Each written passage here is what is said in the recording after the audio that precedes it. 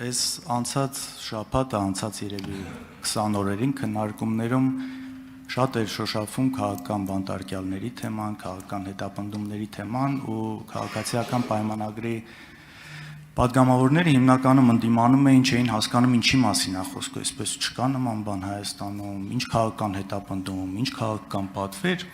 հենց նոր Նիկոլ Փաշինյանի ասած, այն դասական օրինակներից է քաղաքական հետապնդման պատվեր իջացնելու դատարանների, քննչականների մնացածի վրա։ Եթե երկրի վարչապետը ասում է, այսինչը պետքա նստի, այսինչը պետքա ունեզրկվի, սա քաղաքական պատվեր է, սա նորմալ չի ժողովուրդ, սա հակասում է եվրոպական ստանդարտներին, ժողովրդավարությանը, այն ամեն ինչին, ինչի համար դուք պայքարել ու եկել եք։ Խոսքը նրա մասին չի, գործընթացներ կարան լինեն, բայց սա այն ոնց էր ասում, այստեղ ժամանակին կար մարդ նստում էր, ասում էր, բայց պոզով պոչով է ալնում, բայց պոզով պոչով է այս պատվերը ալնում։ Ափաշկյարա օրը ցերեկով այս ամեն ինչը արվում է անընդհատ։ Մեկ էլ էս որ բողոք է հնչում դատարաններից, էլի, ես անկեղծ չեմ կարող հասկանամ, ինչից եք դուք դժգոհ, ինչ ուզում եք անում են։ Մի մարդ, որ SMS-ով BDԽ կառույցի ղեկավարը հեռացնում, SMS-ով ու բոլորը երևի մի քանի դատավոր կա այս երկրում, որ ձեր ուզածը չեն անում։ Մի քանի դատավորի մասին է կարող է խոսքը, ովքեր այդ բանը ունեն, անկախությունը ունեն։ Ու լավ, ինչ է նշանակում, ժողովուրդը մեզնից ուզում է այս։ Ես հավատում եմ, բայց նաև դա ինչի է այտենց, որովհետև տարիներով այն եղած վատի վրա այնքան մեծ դոզա սուտ եք ավելացրել, բայց ձեզնից էլ պահանջում են։ Իսկ մեզնից գիտեք ինչ են պահանջում։ Մեզնից ընդհանուր ընդդիմությանը, որ նայեք 500,000-ից ավել ձայն է տվել։ Մեզ էլ ասում են Արցախը կործանած, հազարավոր զոհեր բերած, այդ պիղծ դավաճանը ինչի է մինչև հիմա կարում լինի այս բան։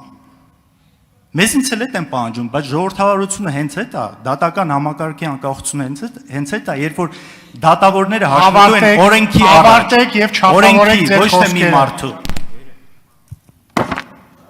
Ներողություն։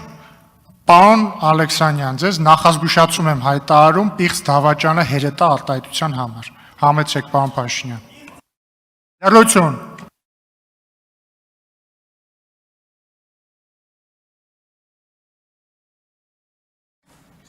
Ինչ գիտեի ոնց է աշխատում, համեցեք։ Մեկ։ Ես առաջարկում եմ, եկեք քաղաքական էմոցիան, ճաշակները, գնահատականները թողենք մի կողմ։ Լավ վերջո ես ուզում եմ հասկացեք, ասում եք ժողովրդավարություն, օրինականություն, եւ այն ինչ տերմիններ օգտագործեցիք, բոլոր տերմինները չկարողանալով մեջբերել եւ հիշատակել, հղում անելով այդ բոլոր տերմինների վրա, եկեք բոլոր էմոցիաները դնենք մի կողմ։ Դուք ինչ եք միլիոնատեր։ Դուք ինչի հաշվին եք միլիոնատեր։ Ձեր ընտանիքը ինչի հաշվին եք միլիոնատեր։ Գնում ես հյուսիս, ձերն է, քաղաքի հյուսիս։ Գնում ես հարավ, ձերն է։ Գնում ես արևմուտք, ձերն է։ Գնում ես արևելք, ինչի հաշվին եք դուք միլիոնա։ Լավ, ամեն ինչ դնենք մի կողմ։ Դրա բացատրությունը դուք կարաք տաք։ Դուք 10 տարի եղել եք իշխանություն, ես էլ արդեն 8 տարուց ավել վարչապետ եմ։ Ես ինչի միլիոնատեր չեմ, դուք ինչի եք միլիոնատեր։ Բացատրեք ինչի եք միլիոնատեր։ Այդ ունեցվածքը որտե է ձեզ լավ, ամեն ինչ դնենք մի կողմ, դատարաններ, ամեն ինչը, դուք ոնց եք միլիոնատեր։ Ու դուք ուզում եք ասեք, որ դուք պետք է Հայաստանի Հանրապետությունում տենց շարունակեք մնաք միլիոնատեր, ամենայն բանով Աստված բոլոր երեխեքին տա առողջություն, երկար կյանք, կրթություն, հաջողություն, բախտ, երջանկություն, հորով մորով մեծանան բոլորը։ Բայց դուք ուզում եք ասեք, որ ձեր միլիոնները պիտի ժառանգեք ձեր երեխաներին, ձեր երեխաներն էլ իրենց երեխաներին։ Ես ձեզ կներեք ուղիղ ասում եմ, որ չի լինելու այդ բանը։ Չի լինելու այդ բանը։ Հիմա ոնց ուզում եք մեկնաբանեք։ Եվ դա ինձ համար քաղաքական խնդիր է, ոչ թե անձնապես, հասկանում եք, անձնապեսի մեջ չի։